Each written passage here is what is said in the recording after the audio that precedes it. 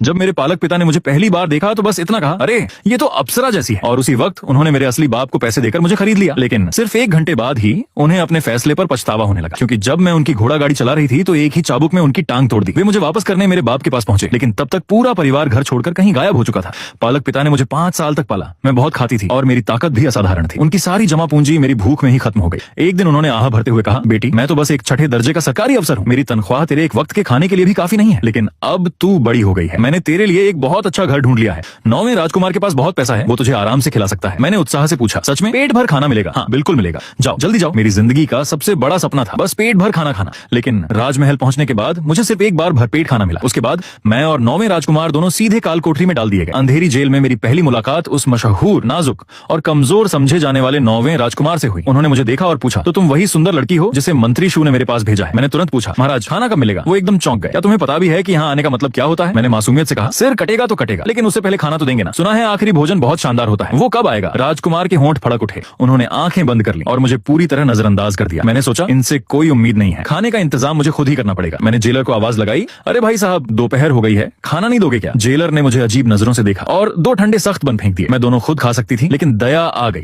मैंने एक बन राजकुमार को दिया, उन्होंने मना कर दिया तो मैंने दोनों ही खा लिए, लेकिन मैं फिर भी भूखी रह गई। मैंने राजकुमार से पूछा, आप भागना चाहते हैं? उन्होंने भौहें चढ़ाई। क्या? मैंने कहा, मुझे झांग अंकल की दुकान का बड़ा वाला सुअर का मांस खाना है। अगर अभी निकले तो शायद दुकान बंद होने से पहले पहुंच जाए। उन्होंने मुझे ऐसे देखा जैसे मैं पागल हो गई हूँ। लोहे की सलाखें हैं, यहाँ से कोई नहीं भाग सकता। मैंने एक मुक्का मारा और पूरी दीवार में बड़ा सा छेद हो गया। राजकुमार की आंखें फटी रह गईं। उन्होंने अपनी आंखों के सामने पूरी दीवार को ढहते देखा। मैंने उन्हें कंधे पर उठाया और सीधे जेल से बाहर निकल गई। पीछे पूरी काल कोठरी धड़ाम से गिर गई। कुछ देर बाद हम झांग अंकल की दुकान पर बैठे थे। राजकुमार ने मेरे कंधे को थपथपाया। झांग का भुना हुआ मांस पूर्वी बाजार में मिलता है। खाना खाकर मेरा मन पूरी तरह संतुष्ट हो गया। उन्होंने पूछा, अब आगे क्या करने वाली हो? मैंने हैरानी से कहा, आगे तो तुम्हारे पास कोई योजना नहीं थी, तुमने सिर्फ भूख लगने की वजह से मुझे जेल से भगा दिया। मैंने सिर हिलाया। हाँ। उन्होंने ठंडी हंसी हंसी। और अब? मैंने कुछ देर सोचा, क्यों ना कुछ और मांस खरीद लें और फिर वापस जेल चले जाएं। उन्होंने कहा, वापस गई तो खाना खत्म हो जाएगा। मैंने तुरंत फैसला कर लिया, तो वापस नहीं जाएंगे। काफी सोचने के बाद मैं सीधे अपने पालक पिता के घर पहुंच गई। दरवाजा खुला, उन्हें देखते ही मेरी आंखें भर आईं। पिताजी मुझे आपकी बहुत याद आई। लेकिन मेरे पालक पिता वहीं खड़े खड़े रोने लगे। शादीशुदा बेटी आधी रात को मायके लौटती है क्या? ये बिल्कुल नियमों के खिलाफ है। मैंने हंसते हुए कहा, पिताजी हम इतने नियम कायदे नहीं मानते। और मैं राजकुमार को पीठ पर लादकर घर के अंदर चली गई।